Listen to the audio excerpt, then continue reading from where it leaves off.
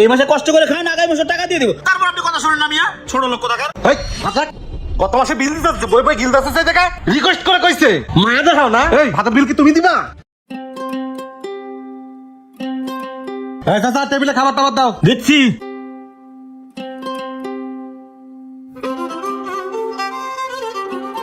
এই চাচা ওই টেবিলে পানি দাও।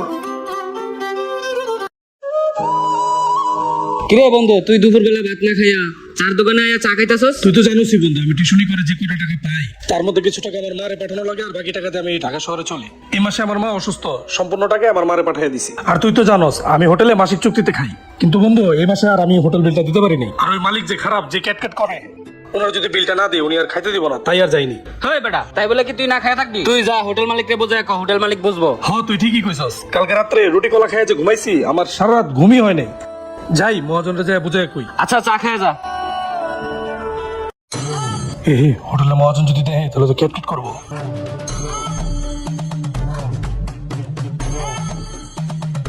এই চাচা এদিকে আসো, ভাত দাও।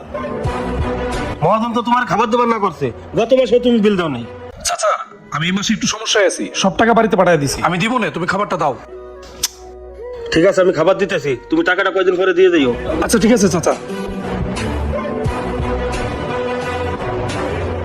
এই নাও ভাত নাও।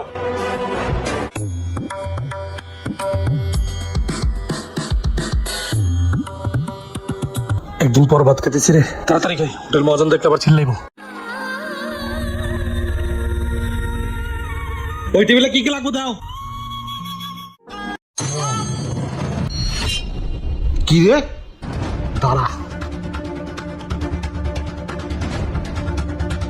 হ্যাঁ ভাত দে। বৈশা বসে ডিম দিয়ে ভাত গিলতাছো না? আইসাতে আমার সাথে দেখা না করে ভাত খাইতেছস। গত মাসে টাকা দিছস? গত মাসে তো টাকা দাস না। এই যে এগুলো যে কিনি, এই যে ডিম টিম যে কিনি, এগুলো কি ফ্রি ফ্রিতে আহে? এগুলো টাকাতে তারপর বাজার থেকে কিনে আনতে হয়। গত মাসে টাকা দাস নাই কা? গত মাসে টাকা দিবি তারপর ভাত খাবি। এলাকা ভাত খাবি না। এই চাচা এই এদিকে আয়। এই তোমার না কইছি ও এলাকা আমারে খবর দিবা? ওরে ভাত খেতে দিছো কি জন্য? না মানে অনেক রিকোয়েস্ট করে বললো, কইলো যে কয়দিন পরে সেটা দিয়ে ওই দেবে। রিকোয়েস্ট করে কইছে।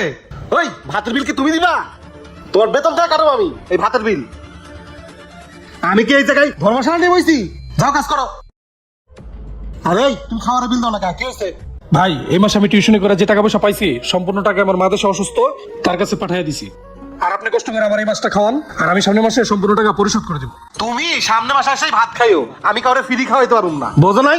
যাও ফ্রি খাইতেছে। এই এই দাঁড়াও। এই মিয়া, আপনি মানুষটা গণ্য করছি মিয়া। স্যারেরা মিয়া খাইতে যাবে, সামনে থেকে খাবারটা কেড়ে নিছেন, দেখেন মিয়া। পুলিশও যদি আসামি ধরতে আসে না, আসামি সামনে থেকে খাওয়ান কেড়ে নেয় না, আসামি অ্যারেস্ট করে না। আর এই পুরোটা কইলি ওর মা অসুস্থ, টাকা সব বাড়িতে পাঠাইছে, আমি এনে বই তো সবই শুনছি।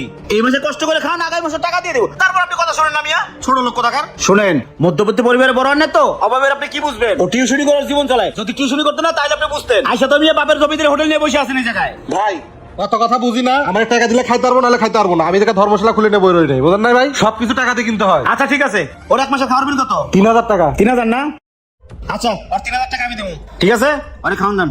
আর শোনেন, খাওয়ান নিয়ে কখনো এমন করেন না, বুঝছেন? খাইলে মানুষের কমে না, খাইলে আরো বাড়ে। রিজিকের মালিক আল্লাহ তাআলা। না আপনি চল। হ্যাঁ যে কি লাগবে দে। আয় চাচা, এর একটা মাছের মাথা দাও। হ্যাঁ ছোট ভাই দাও, খাও, পেট ভরে খাও। হ্যাঁ আচ্ছা ঠিক আছে ভাই। দুনিয়ার মানুষের মানুষ নাই, বুঝছো?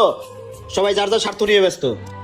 বাংলাদেশে এমন অনেক স্টুডেন্ট আছে যারা টিউশনের পাশাপাশি তার ফ্যামিলিকেও চালায়, আর এরকম অনেক হোটেল ব্যবসায়ী আছে যারা স্টুডেন্টদের সাথে এরকম খারাপ ব্যবহার করে থাকে।